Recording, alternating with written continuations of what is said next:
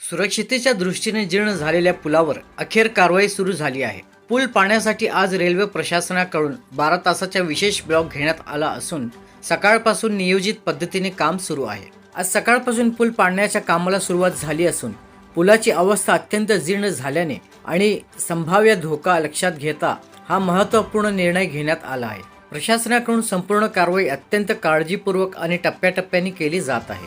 पहिल्या टप्प्यात सकाळी रेल्वे प्रशासनाकडून विद्युत वाहिन्या खाली आणण्याचे काम सुरू केलं होतं. कोणताही अपघात होऊ नये यासाठी वरिष्ठ अधिकारी आणि तांत्रिक कर्मचारी घटनास्थळी उपस्थित होते. दुसऱ्या टप्प्यात पुलावरील चुना आणि वाळूचे बांधकाम ब्रेकरच्या सहाय्याने तोडण्यात येणार आहे. वरची संरचना हटवल्यानंतर पुढील महत्त्वाचा टप्पा सुरू केला जाणार आहे. या पुलाखाली एकूण 20 गर्डर असून ते क्रेनच्या सहाय्याने 5 टप्प्यात हटवले जाणार आहे.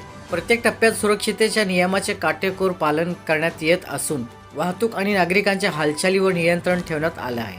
या मोठ्या कारवाईसाठी मक्तेदारांकडून 150 तर रेल्वे विभागाकडून 200 कामगार तैनात करण्यात आले आहेत. तसेच 200 टन क्षमतेचा 3 अवजड क्रेन आणि 220 किलो क्षमतेचा 4 ब्रेकर वापरण्यात येत आहे. प्रशासनाच्या म्हणण्यावरून ही संपूर्ण कारवाई नियोजित वेळेत पूर्ण करण्याचे उद्दिष्ट आहे.